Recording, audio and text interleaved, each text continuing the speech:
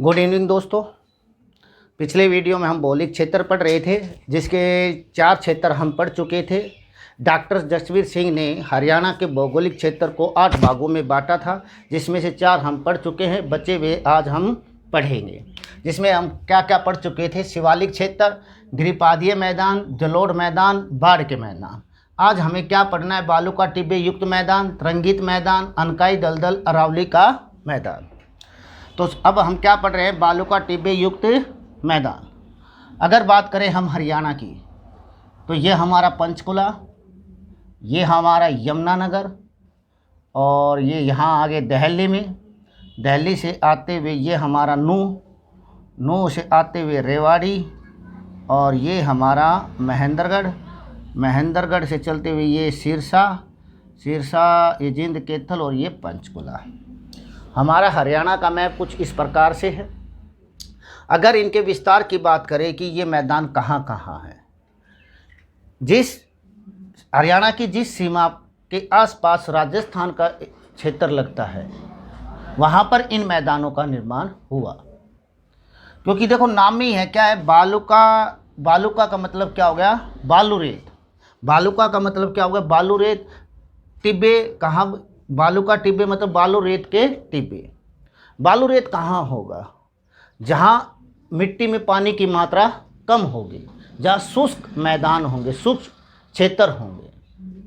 जहाँ मिट्टी में पानी की मात्रा कम है, ना तो यूपी में है, ना वो हिमाचल में है, ना वो पंजाब में है। जहाँ मिट्टी के अंदर पानी की मात्रा कम है, वो कहाँ है? राजस्थान की जो सीमा के साथ जो क्षेत्र लगते हैं, वहाँ पर। यहाँ से लेकर यहाँ तक सारी राजस्थान की सीमा लगती है, सबसे ज़्यादा लगती है। सबसे कम उत्तराखंड की लगती है, सबसे ज़्यादा राजस्थान की लगती है। ठीक है ना? यहाँ से लेकर यहाँ तक शुष्क मैदान में क्या होगा? बालू रेत का मतलब भुड्डा रेत, ऐसा जिसको हम मुट्ठी में ले और वो रेत मुट्ठी में फिसल जाए, और वही रेत फिसलेगा जिसमें पानी की मात्रा कम होगी। जिसमें पानी की मात्रा थोड़ी सी भी होगी तो वो मुट्ठी में ही जम जाएगा, वो बाहर नहीं निकलेगा। तो ऐसी जो क्षेत्र है वो सारा कहाँ है भाई? राजस्थान में है। जब गर्मियों में गर्म लू चलती है और आंधियाँ चलती है, तो आंधियों के साथ रेत उड़कर आता है।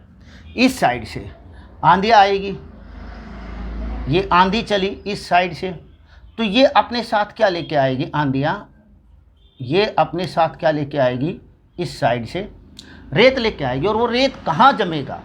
हरियाणा की इन जो सीमा के आसपास, इस सीमा के आसपास जितने भी ज़िले हैं, वो वहाँ आकर जमेगा। ये आंधियाँ आई इस तरफ, और यहाँ इस सीमा पर क्या जमाया? रेत जमाया इन्होंने, तो वो यहाँ जमेगा। इस एरिया में वो रेत जम जाएगा। यहाँ भी जमा, पर यहाँ पर बालू युक्त मैदान नहीं बने। क्या बने वो अभी डिस्कस हम करेंगे। तो यहाँ टिब्बे बने। क्या बने? टिब्बे बने, रेत के टिब्बे बने। यहाँ पर टिब्बों का निर्माण हुआ। और इन जो टिब्बों की औसत हाइट की बात करता हूँ मैं, जब इन टिब्बों का, ये टिब्बे किसके बने? रेत के बने। और टिब्बों की जो औसत ऊंचाई है, अगर औसत ऊंचाई की बात करें, वो क्या है? 3 मीटर से 5 मीटर तक। इन टिब्बों की औसत ऊंचाई कितनी है? 3 मीटर से 5 मीटर तक। अगर हम बात करें इन टिब्बों के अंदर, यहाँ गड्ढे थे। क्या थे? गड्ढे। इन गड्ढों में क्या हुआ? बरसात का पानी रुका। जब बरसात का पानी रुका तो ये क्या बन गई? अस्थायी झील बन गई। क्या बन गई? अस्थायी झील। अस्थायी झील का मतलब क्या होता है? ऐसी झील जिसका पानी कुछ समय बाद, कुछ टाइम बाद सूख जाए। तो इन झीलों को स्थानीय भाषा में क्या कहा गया? ठाठ, बावड़ी और ताल। स्थानीय भाषा में क्या नाम दिया गया इनको? ठाठ, बावड़ी, ताल। और इन मैदानों का प्रसार रोकने के लिए, मिट्टी का प्रसार रोकने के लिए इन मैदानों में क्या किया गया? रोकने के लिए एक हरी पट्टी का निर्माण किया। क्या किया? हरी पट्टी का निर्माण किया। इन मैदानों में मिट्टी के प्रसार रोकने के लिए गवर्नमेंट ने क्या किया, हरी पट्टी का निर्माण किया। तो ये हमारा क्या था, बालू का टिब्बे युक्त मैदान। और वैसे भी ये कहाँ कहाँ पर है, अगर आपको आंसर नहीं भी पता होगा, थोड़ा सा अगर सोचोगे तो आप आंसर दे दोगे कि भाई जहाँ बालू रेत बिछा, जहाँ जिस सीमा पर बालू रेत है, ये बालू रेत का मतलब क्या होता है मैंने अभी बताया, जिसमें पानी की मात्रा कम है, भुड्डा रेत। और वो कहाँ होगा, राजस्थान के साथ साथ। भाई यूपी है इस साइड, यूपी में से तो बालू रेत उड़ के नहीं आएगा। हिमाचल में सारा पहाड़ी क्षेत्र है, वहाँ से तो चाहे कितनी तेज आंधी हो वहाँ से रेत उड़ के नहीं आएगा। ना ही पंजाब से इतना रेत आएगा, रेत ज़्यादा कहाँ से आएगा, राजस्थान की सीमा के आसपास से आएगा। तो राजस्थान की सीमा से जितने भी ज़िले लगते हैं वो सारे क्या हो जाएगा, सिरसा हो गया, फतेहाबाद हो गया, हिसार हो गया, भिवानी हो गया, और इन्हीं में महेंद्रगढ़ हो गया। इन में इनका क्या था भाई, विस्तार था। कौन कौन से, सिरसा, फतेहाबाद, हिसार, भिवानी, महेंद्रगढ़, इनमें क्या हुआ, इन मैदानों का निर्माण हुआ, विस्तार है। अब हम बात करें नेक्स्ट की, किसकी बात करें, नेक्स्ट की बात करें। नेक्स्ट हमें कौन सा पढ़ना है, तरंगित मैदान। तरंगित मैदान कैसे बने, सेम यही डेफिनेशन है। जैसे ही राजस्थान से किस आंधी के साथ, पवनों के साथ मिट्टी उड़ के आई, और वो कहाँ बिछी वो मिट्टी, हरियाणा के सीमा के साथ साथ जितने भी ज़िले थे वहाँ आके वो बिछ गई। और यहाँ मैदानी क्षेत्र में बिछी तो वो क्या कहलाए, बालू का टिब्बे युक्त मैदान बनेंगे। और जहाँ पहाड़ी क्षेत्र पर वो मिट्टी जमी तो वो क्या कहलाई, तरंगित मैदान। तरंगित का अर्थ समझ लीजिए आप। अगर मैं तरंगित की बात करूं, तरंगित का मतलब क्या होगा, बालू प्लस में पत्थर, कह सकते हैं बालू प्लस में पत्थर, मतलब बालू पत्थर और बालू रेत और रेत में पत्थर के छोटे छोटे कण। अगर तरंगित की बात करें तो ऐसा क्षेत्र जिसमें बालू रेत के साथ पत्थर के छोटे छोटे कण हो, तो वो ऐसा क्षेत्र, वो मैदान क्या कहलाएगा, आपका तरंगित मैदान कहलाएगा। वही बात आ गई, बालू रेत कहाँ से आएगा, ना यूपी से आएगा, ना हिमाचल से आएगा, ना पंजाब से आएगा कहाँ से, राजस्थान से। यहाँ तो बाउंड्री पर देखो, पत्थर मतलब जहाँ पहाड़ी हो, पहाड़ी ना तो सिरसा में है ना इधर है, बाउंड्री पे कहीं है, कहाँ है, महेंद्रगढ़ में अरावली की पहाड़ियाँ हैं। ये कौन सी है, ये रेवाड़ी में क्या है भाई, ये अरावली की पहाड़ियाँ हैं। और नू में, मेवात में ये किसकी पहाड़ियाँ है भाई, अरावली की पहाड़ियाँ हैं। जब राजस्थान की सीमा से आंधियों के साथ रेत आया तो यहाँ पर ये कुछ अनिर्मित पहाड़ियाँ थी, अनिर्मित पहाड़ियाँ जो पूर्ण रूप से विकसित ना रहे, वो छोटी की छोटी रह गई। तो उन पहाड़ियों पर जो रेत जमा और जो वहाँ पर मैदान बना वो क्या कहलाया, तरंगित कहलाया। क्या कहलाया, मान लीजिए ये आपकी कोई पहाड़ी है, यह आपकी पहाड़ी हो गई, और जो रेत आके बिछा वो इनके आसपास इस साइड में छोटी छोटी पहाड़ियाँ हैं, ये छोटी छोटी पहाड़ियाँ, और इनके ऊपर, इन छोटी छोटी पहाड़ियों के ऊपर ये रेत आके, ये तो पूरी विकसित पहाड़ियाँ हैं, ये क्या है, विकसित पहाड़ियाँ हो गई। और ये साइड में जो छोटी छोटी पहाड़ियाँ हैं जो पूर्ण रूप से विकसित नहीं हो पाई, इन पे जो ये रेत जमा, तो इसमें बालू रेत भी हो गया और पत्थर के कण भी शामिल हो गए। तो ये मैदान क्या कहलाए, आपके तरंगित मैदान कहलाए। जो पूर्ण रूप से विकसित नहीं होती वही क्या कहलाती है, अनिर्मित पहाड़ी कहलाती है। तो ये कहाँ कहाँ होंगे भाई, इनका विस्तार कहाँ कहाँ होगा, रेवाड़ी, महेंद्रगढ़ और भिवानी, इन 3 क्षेत्रों में तरंगित मैदान बनी। अब अरावली की पहाड़ियाँ हम पढ़ चुके हैं। अरावली की पहाड़ियाँ कहाँ हैं भाई, हरियाणा की बात करें तो अरावली की पहाड़ियाँ कहाँ कहाँ हैं, दक्षिणी हरियाणा में। कहाँ पर है भाई, दक्षिणी हरियाणा में इनका विस्तार है। और अगर हरियाणा की बात करें, इनकी औसत ऊंचाई कितनी है, 200 मीटर से 500 मीटर है। विश्व की प्राचीनतम श्रृंखला है, सबसे ऊंची जो ये चोटी है ये क्या है, डोसी की पहाड़ी है। हम वैसे अरावली को पिछले वीडियो में हम पढ़ चुके हैं डिटेल से, मेन पॉइंट रिवाइज करवा देता हूँ। जिसकी हाइट कितनी है, 656 मीटर। यहाँ चमन ऋषि का आश्रम था, जिसने चमनप्रस बनाया।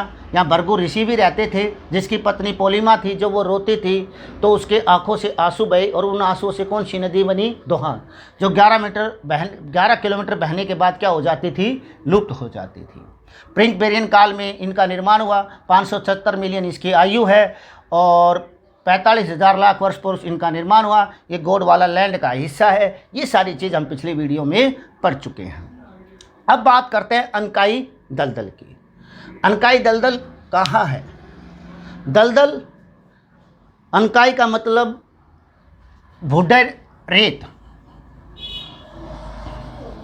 जब भूडे रेत में नदी का पानी रुक जाता है तो वहाँ अनकाई दलदल का, या मैदानी क्षेत्र के अंदर भी हम कह सकते हैं, एक दलदल होती है, एक अनकाई दलदल होती है। तो भूडा रेत कहाँ है? सिरसा में है। यहाँ नदी का पानी देखो, नदी कहाँ है? एक तो पूर्वी सीमा पर है और एक क्या है? पश्चिमी उत्तर पूर्वी सीमा पर। एक पूर्वी और एक उत्तर पश्चिमी सीमा पर है। ये कौन सी नदी है भैया? आपकी घग्गर नदी है। कौन सी नदी है ये? घग्गर। और घग्गर नदी का यहाँ आके, ये सिरसा का दक्षिणी भाग है, यहाँ आके इस नदी का जो तेज बहाव है यहाँ आके रुक जाता है।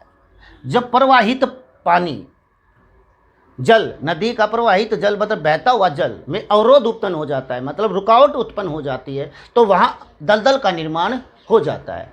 तो यहाँ सिरसा के दक्षिणी में यहाँ क्या होता है? घग्गर नदी का पानी रुका तो यहाँ पर आपकी क्या बनी? अनकाई दलदल बन गई। और ये हरियाणा का सबसे नीचा क्षेत्र है, 200 मीटर से कम इसकी औसत ऊंचाई है। तो बस इतना ही ध्यान रखना है। दक्षिण हरियाणा में कहाँ है? दक्षिणी सिरसा में क्या है भाई? अनकाई दलदल है। अब हम पढ़ते हैं भौगोलिक विभाजन। देखो, ये जो हमने पढ़ा भौगोलिक विभाजन, भौगोलिक क्षेत्रों को डॉक्टर जसवीर सिंह के अनुसार पढ़ा। अब हम पढ़ेंगे भौगोलिक विभाजन।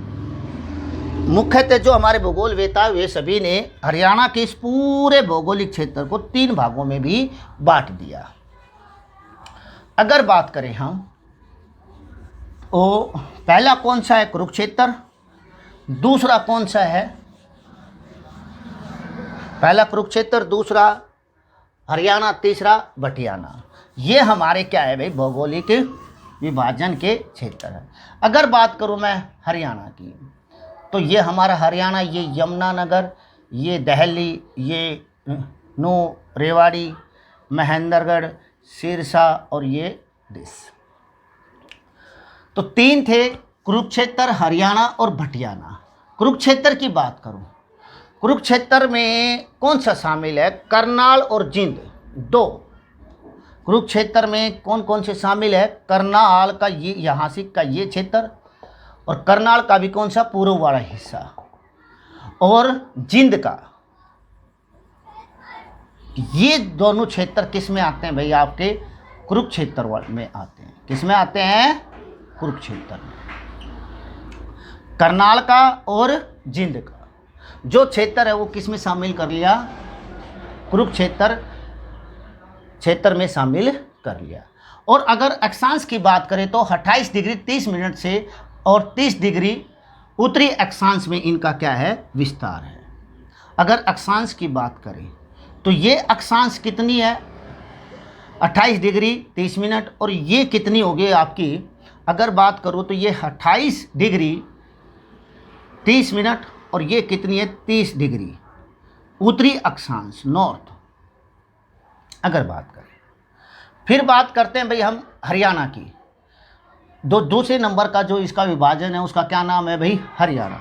तो इस क्षेत्र में क्या है भाई? फतेहाबाद, हिसार की कुछ तहसीलें और भिवानी।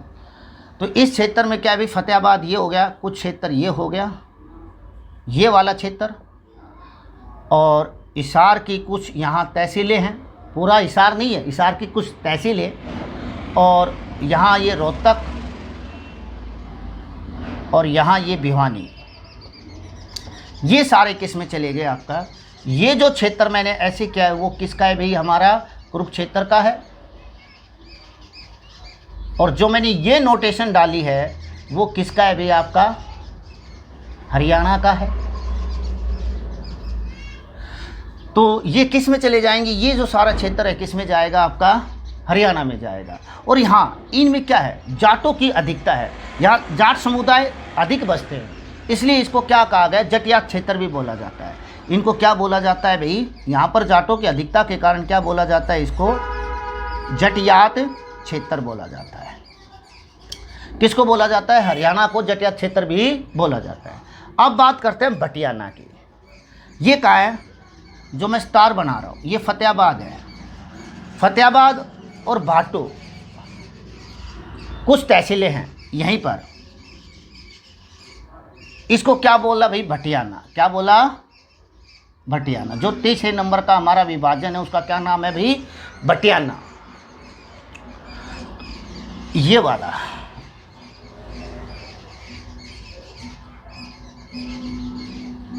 भटियाना, अगर हम बात करें, यहाँ क्या हुआ, राजपूत प्राचीन काल से इस क्षेत्र में राजपूतों का शासन रहा है। इसमें इस क्षेत्र में प्राचीन काल में क्या रहा है, राजपूतों का शासन रहा है।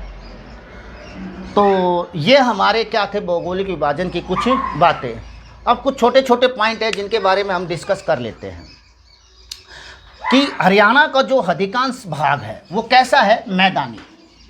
मोस्टली अगर बात करें, क्षेत्र की बात करें, तो हरियाणा में सबसे ज़्यादा क्या है भाई, मैदानी क्षेत्र है। कौन सा है, मैदानी क्षेत्र। जो हमारा हरियाणा का ये मैप है, ये वाला, ये जो हमारा हरियाणा का मैप है, इसमें अधिकांश क्या है भाई, सारा का सारा आपका क्या है, मैदानी क्षेत्र है। क्योंकि यहाँ तो क्या है, आपकी शिवालिक है, और यहाँ क्या है भाई, आपकी अरावली है, और यहाँ क्या है भाई, आपके अनकाई दलदल। बाकी ये जो सारा बीच का ये क्या है भाई, आपका सारा क्या बोल देते हैं हम, इनको मैदानी क्षेत्र बोल देते हैं। सारा का सारा क्या है भाई, मैदानी क्षेत्र है। हाँ, जो हमारी शिवालिक है इस साइड, ये क्या है, हमारी हिमालय की पहाड़ियाँ है, हिमालय है ये हमारा। और इनके बीच में ये वाली, ये हमारी क्या होगी, ये तो हमारा हिमालय हो गया, और ये हमारी क्या होगी भाई, मोरनी की पहाड़ी हो गई। क्या होगी, मोरनी की पहाड़ी। और फिर इसके बाद ये क्या हो गया भाई, आपका मैदानी क्षेत्र। देखो यहाँ क्या है भाई, आपकी शिवालिक की पहाड़ियाँ हैं, और शिवालिक किसका हिस्सा है, हिमालय का ही तो हिस्सा है। और बीच में शिवालिक के बीच में या बाउंड्री पर या मोरनी की पहाड़ियाँ हैं, ये आपका क्या हो गया, मैदानी क्षेत्र। मतलब बीच में आ गई मोरनी की पहाड़ियाँ। तो ये किसका काम करेगी, योजक का काम करेगी। किसका काम करेगी, डिवाइड करने का काम करेगी। किसको, हिमालय की श्रृंखला को और मैदानी क्षेत्र को। जो मोरनी की पहाड़ियाँ है किसको विभाजित करती है, हिमालय को और मैदानी क्षेत्र को, 2 भागों में। मतलब इस तरफ तो क्या होगा, हिमालय, और नीचे की तरफ क्या हो गया, ये सारा क्या हो गया, मैदानी क्षेत्र। इधर क्या हो गया, हिमालय, बीच में क्या है भाई, आपकी मोरनी की पहाड़ियाँ। और जो मोरनी की पहाड़ियाँ हैं, ये मोरनी की पहाड़ियों में एक गांव है टिपरा। कौन सा गांव है, टिपरा। मोरनी की पहाड़ियों में कौन सा गांव हो गया, आपका टिपरा। यहाँ इस टिपरा गांव में ये पहाड़ियाँ हैं, और यहाँ ये आपकी मोरनी की पहाड़ियाँ हो गई, ये सारी। तो इनके बीच में जो, इनको 2 भागों में जो बांटती है, ये बीच की जो ये एक नदी है, इस नदी का नाम क्या है, घग्गर। घग्गर नदी। क्या कह सकता है कि भाई मोरनी की पहाड़ी और टिपरा की पहाड़ियों के बीच में कौन सी नदी बहती है, इनको 2 भागों में कौन बांटती है, घग्गर नदी बांटती है। अब एक लास्ट और देखो, डाडम की पहाड़ी। डाडम की पहाड़ियाँ कहाँ हैं भाई, तोशाम में है। तो हमारा भौगोलिक विभाजन कंप्लीट हो गया, भौगोलिक क्षेत्र सारे कंप्लीट हो गए। नेक्स्ट वीडियो में हम हरियाणा की मिट्टी पढ़ेंगे। जय हिंद, धन्यवाद।